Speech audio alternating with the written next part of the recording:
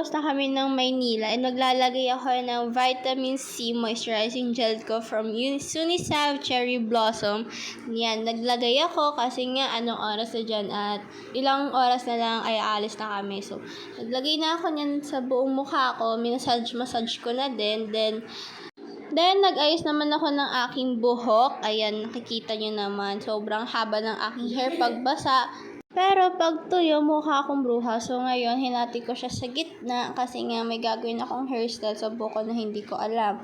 Ngayon, kinalahati ko siya and tinali ko yung nasa ilalim. Tapos, sinayaan ko yung nasa ibabaw.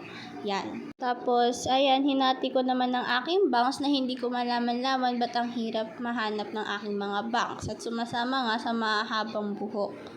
Ilang oras ako nag-aayos dyan at sobrang napapagod na ako dahil sa bangs pa lang, nakakangalay na, pagalaw-galaw. Hindi mo alam kung nasaan ang hati ng bangs ko, diba? Ang galing, kakagupit ko lang yan. At naiinis na nga ako sa mga oras na dyan dahil sobrang tagal ko na hindi ko na malaman kung ano ba talaga hati ng aking bangs at sana pala hindi ko na lang siya ginupit. Pero ayun, nahati ko siya and eto naman sa gitna. Yan nga, nabwisit ako kasi nagkaroon pa ng ganyan, imbis na okay na sana eh. Pero ayun, nagawan ko naman ng solusyon. Tapos, tatali ko naman siya ng parang pigtails. Ayan yung una.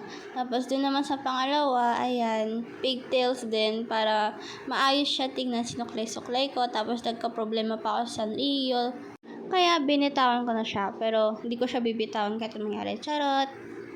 Ayun, naayos ko din. And, ayan, may dalawa na akong pigtails sa aking hair.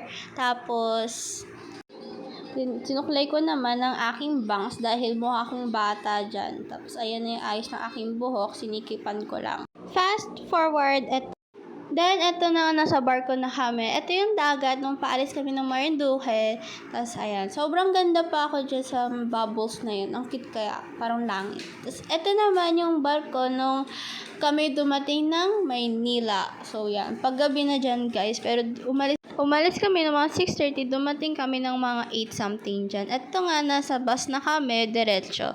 So, ito yung daan. Sobrang gabi na, guys. So, ayun. Video lang ako para sa vlog ko. And ito. Sobrang dilim yun. Wala akong magawang iba.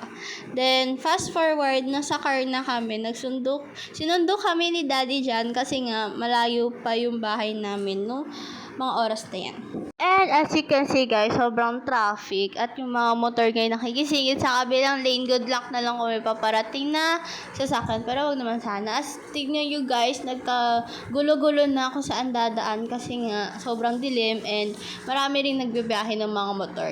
Fast forward, kumain na kami dyan dahil nagugutom na kami dyan. Yun lang po. Bye-bye!